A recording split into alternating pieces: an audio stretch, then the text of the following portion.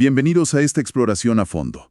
Hoy nos metemos de lleno con un componente, vital de nuestra sangre, los eritrocitos, los famosos glóbulos rojos. Vamos a usar de guía un capítulo del Guyton, un texto clave de fisiología. Exacto. La idea es entender bien qué son, cómo se hacen, cómo se regulan estas células, que son miles de millones, y ¿qué pasa cuando algo falla en el sistema? Son fundamentales, la verdad. Imprescindibles para la vida como la conocemos. Arranquemos entonces por lo básico. Glóbulos rojos, lo que todo el mundo sabe. Transportan oxígeno. Así de simple. Bueno, sí y no. Transportan hemoglobina. Y es la hemoglobina la que se une al oxígeno en los pulmones y lo lleva a los tejidos.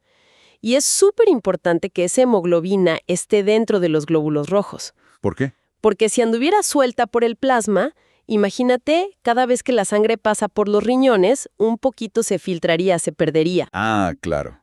O sea, se escaparía a los tejidos. Exacto. Sería un desperdicio constante.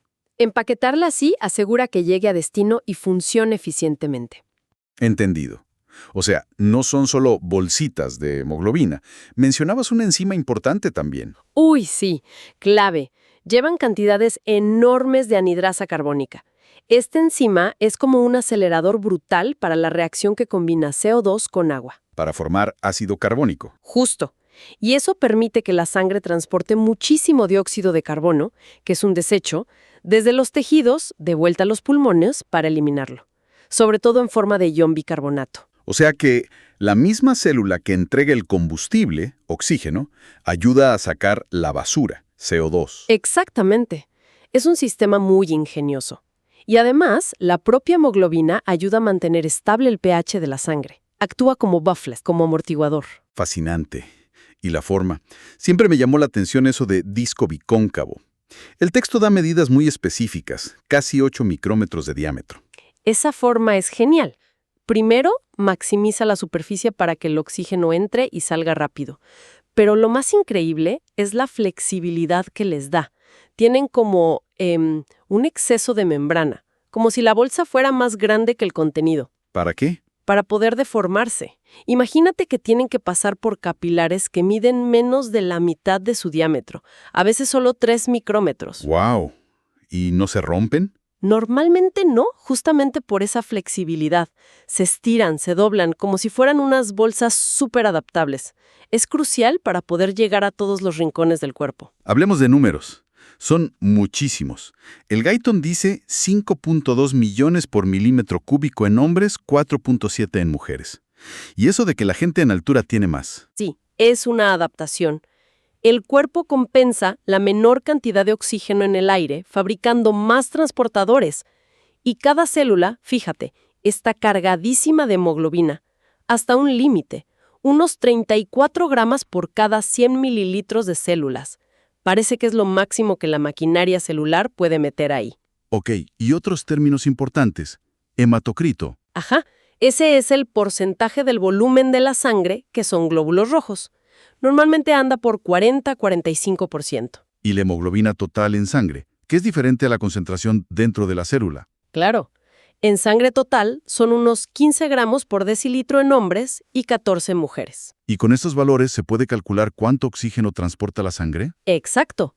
Cada gramo de hemoglobina pura puede llevar 1.34 mililitros de oxígeno. Si haces la cuenta, sale que 100 mililitros de sangre pueden transportar unos 20 mililitros de oxígeno en hombres y 19 en mujeres. Es una capacidad enorme. Impresionante. ¿Y dónde se fabrican todas estas células? El texto dice que la fábrica va cambiando. Así es. En las primerísimas semanas del embrión es el saco vitelino. Después, durante buena parte del embarazo, el hígado es el principal productor. También ayudan el vaso, los ganglios linfáticos. ¿Y después de nacer?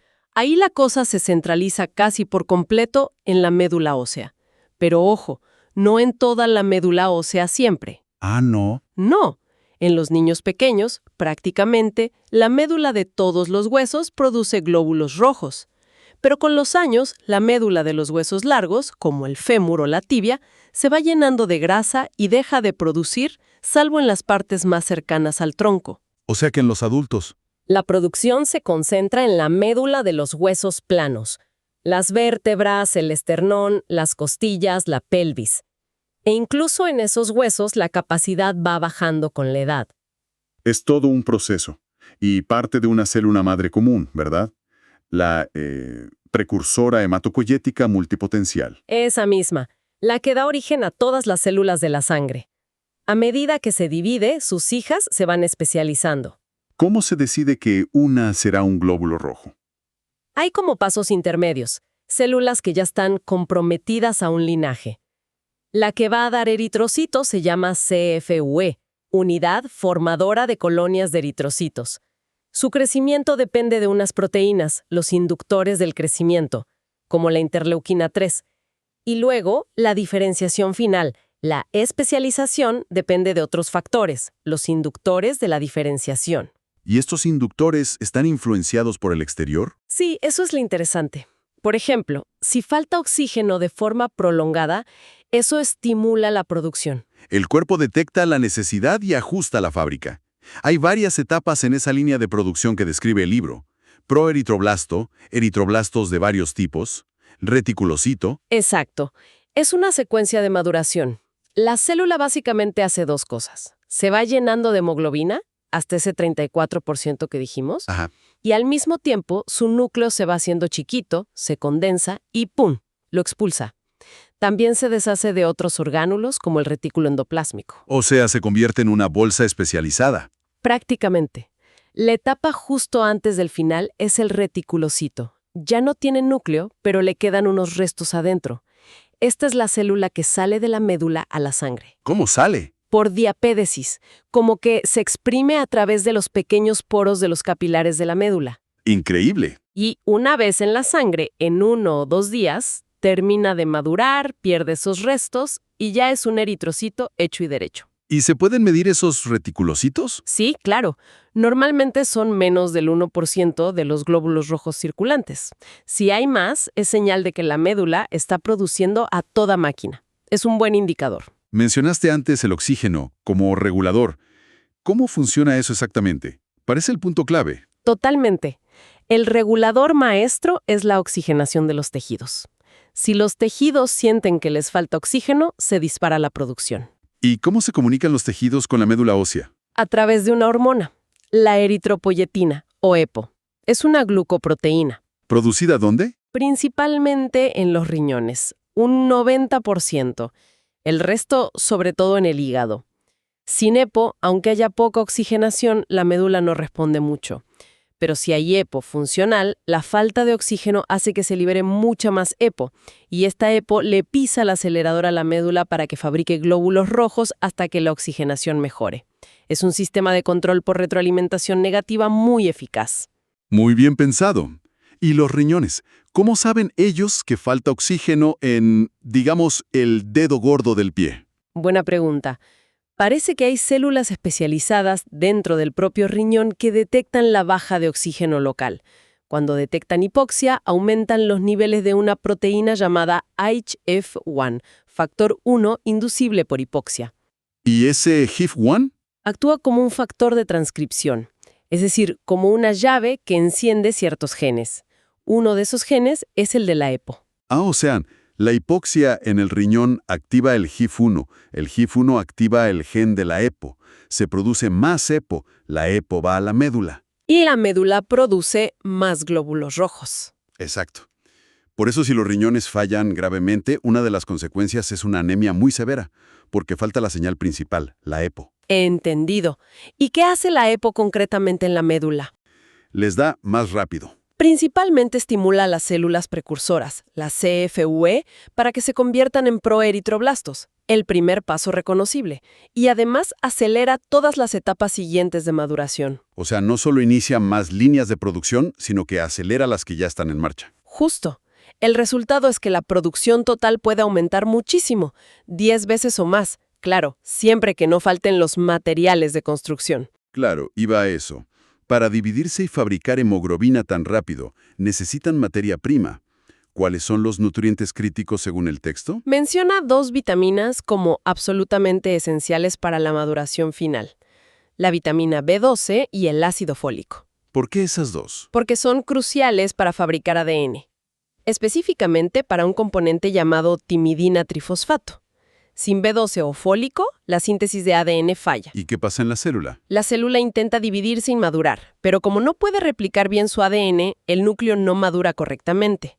El resultado es que se producen glóbulos rojos muy grandes, llamados macrocitos. Más grandes es malo. En este caso sí, porque además de grandes suelen tener formas raras, no el disco bicóncavo normal. Y su membrana es frágil, se rompen fácil y viven menos tiempo. Así que, aunque se produzcan células, no son funcionales o duran poco. Es lo que se llama fallo en la maduración. Y dentro de esto está la anemia perniciosa. Exacto. Es una causa muy común de este fallo madurativo y se debe a que no se absorbe la vitamina B12. ¿Por qué no se absorbe? Generalmente por un problema en el estómago. Una atrofia de la mucosa gástrica que hace que no se produzca suficiente factor intrínseco. Factor intrínseco. ¿Qué hace? Es una proteína que secretan unas células del estómago. Se une a la B12 que comemos, la protege para que no se degrade y luego permite que se absorba en la última parte del intestino delgado, el ilion. Sin factor intrínseco casi no se absorbe B12. Entiendo. ¿Y tarda en notarse? Sí, porque el hígado almacena bastante B12. Pueden pasar 3 o 4 años con mala absorción antes de que las reservas se agoten y aparezca la anemia. ¿Y el ácido fólico? Si falta, ¿pasa lo mismo? La falta de fólico puede ser por dieta pobre, está en vegetales verdes, pero se destruye al cocinar, o también por problemas de absorción intestinal. Como la enfermedad celíaca que menciona el texto. Justamente. El sprue o celiaquía puede dificultar la absorción de ambos, fólico y B12, causando este tipo de anemia megaloblástica. Volvamos a la hemoglobina, que es la protagonista dentro del glóbulo rojo. Su síntesis también tiene sus pasos. Sí, empieza en los eritroblastos en la médula y sigue un poquito incluso en el reticulocito ya en sangre. A grandes rasgos, la célula combina una molécula del ciclo de Krebs, succinil-CoA, con un aminoácido, glicina, para formar una estructura llamada hemo, que es la que lleva el átomo de hierro. Por otro lado, fabrica las cadenas de proteína, la globina. Al final junta 4 cadenas de globina, cada una con su grupo hemo y su hierro. Esa es la molécula de hemoglobina completa. Y como hay diferentes tipos de cadenas de globina, alfa, beta, gamma, delta, hay diferentes hemoglobinas. La más común en adultos, la A, es 2-alfa y 2-beta. Correcto. Y como tiene 4 grupos hemo, tiene 4 átomos de hierro. Y cada átomo de hierro se une a una molécula de oxígeno. Exacto. De forma reversible, eso es clave. Se une en los pulmones, se suelta en los tejidos. Una molécula de hemoglobina, 4 de oxígeno. Sido diferente en la cadena beta. Eso produce la hemoglobina S. ¿Y qué hace la hemoglobina S? Cuando hay poco oxígeno, esta hemoglobina anormal forma como cristales largos dentro del glóbulo rojo y lo deforma, le da esa forma de hoz o sickle. ¿Y eso es malo por qué? Por 2 cosas. Primero, esas células deformadas son muy frágiles y se rompen fácilmente, causando anemia, hemólisis. Y segundo, se pueden atascar en los capilares pequeños, bloqueando el flujo sanguíneo y causando mucho dolor y daño a los tejidos. Son las llamadas crisis falciformes. Terrible. Todo por un aminoácido. Y el hierro, entonces, es el corazón del grupo hemo. ¿Cómo manejamos el hierro en el cuerpo? El cuerpo es súper cuidadoso con el hierro. Tenemos unos 4 o 5 gramos en total. La mayoría, como 65%, está en la hemoglobina circulante, otro poco en la mioglobina de los músculos, una pizca en otras enzimas. ¿Y el resto? Un 15-30% está almacenado, de reserva, principalmente en forma de ferritina, y una cantidad mínima, un 0.1%, viaja por la sangre unida a una proteína transportadora, la transferrina. ¿Cómo funciona ese transporte y almacenamiento? Cuando absorbemos hierro del intestino, en la sangre se une inmediatamente a la transferrina. Ella es la que lo lleva de un lado a otro. Si hay exceso de hierro, se guarda sobre todo en las células del hígado y en la médula ósea, unido a otra proteína, la apoferritina, formando la ferritina. Si ya hay demasiado hierro incluso para eso, se almacena como hemosiderina, que es menos utilizable.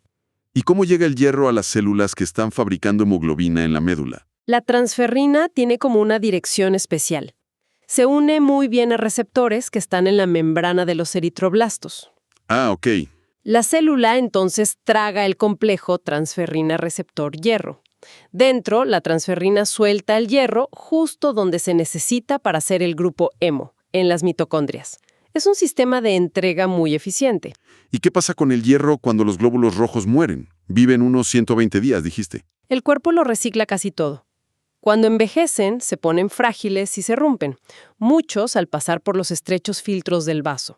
Entonces, unas células llamadas macrófagos, que están en el vaso, hígado, médula, se los comen, digieren la hemoglobina, liberan el hierro. Y ese hierro vuelve al circuito. Exacto.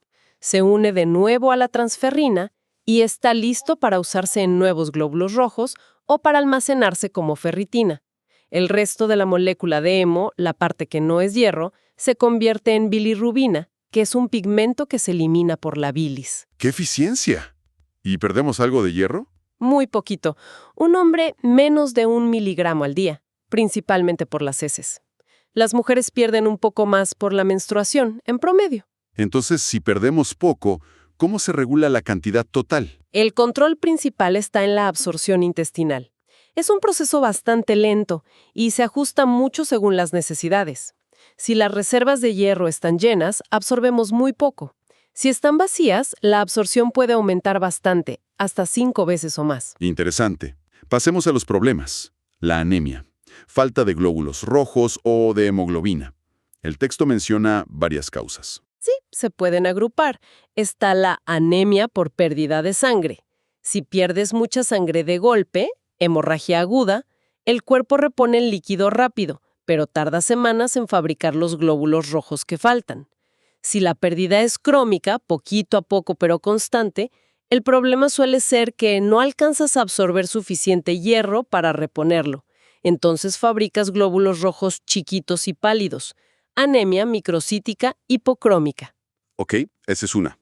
Otra. La anemia aplásica. Aquí el problema es la fábrica. La médula ósea no produce suficientes células madre o estas no maduran. Puede ser por radiación, quimio, tóxicos, a veces por enfermedades autoinmunes o sin causa conocida. Es muy grave. Luego está la que ya mencionamos. La anemia megaloblástica, por falta de B12 o fólico. Se producen esos macrocitos grandes y frágiles. Incluye la anemia perniciosa por falta de factor intrínseco. Y la última categoría. Las anemias hemolíticas. Aquí la médula puede estar produciendo bien, o incluso de más, pero los glóbulos rojos se destruyen antes de tiempo porque son anormalmente frágiles. Ejemplos. La esferocitosis hereditaria, donde son esféricos y no flexibles. La anemia falciforme, que ya vimos, por la HBS. O la eritroblastosis fetal, donde anticuerpos de la madre destruyen los glóbulos rojos del feto.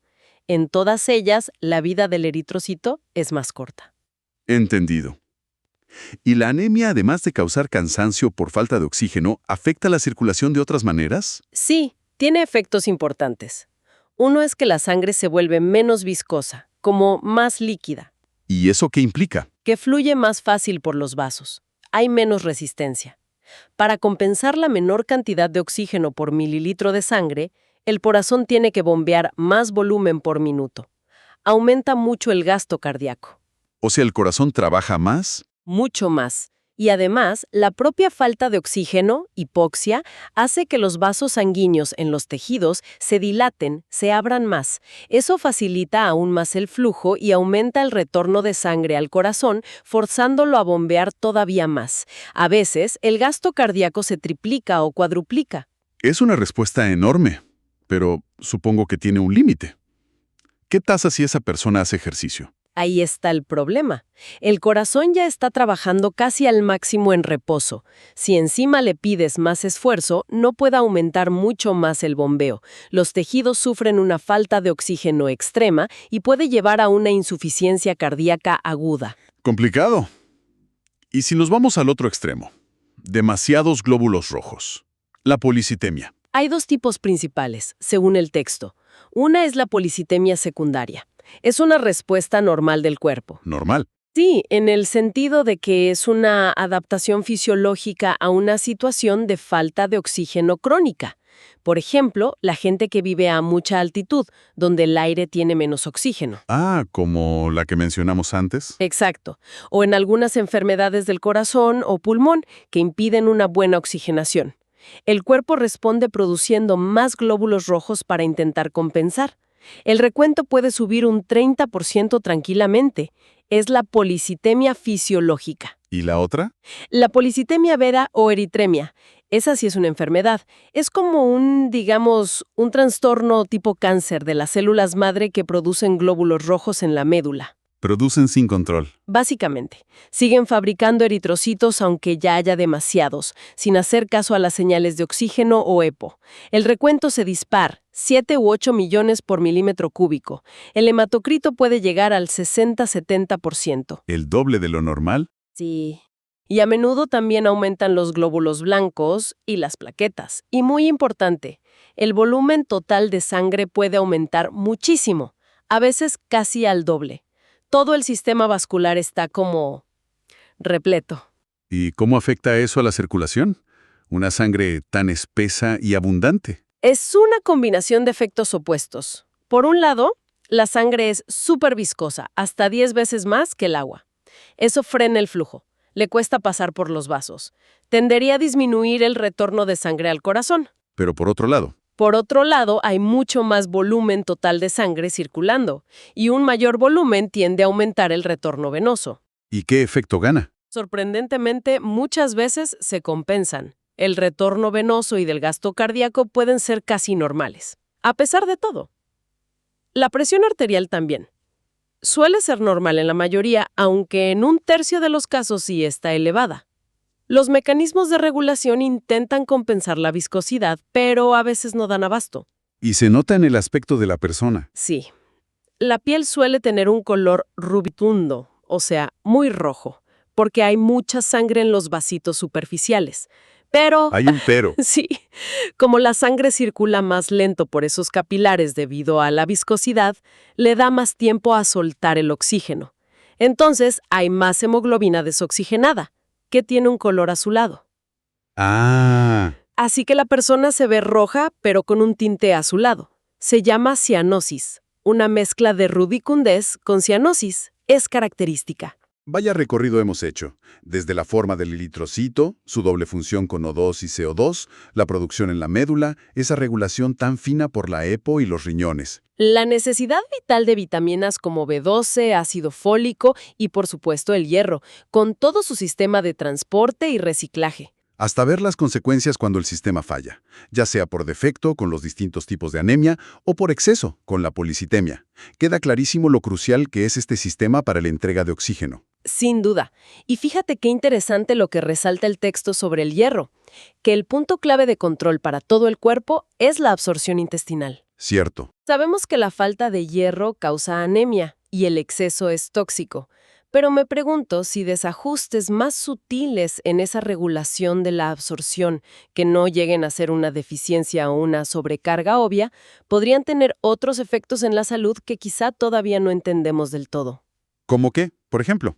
Pienso en condiciones como la llamada anemia de la inflamación crónica, donde parece que el cuerpo, a pesar de tener reservas de hierro, no lo deja usar bien, quizá como un mecanismo de defensa antiguo que hoy nos juega en contra.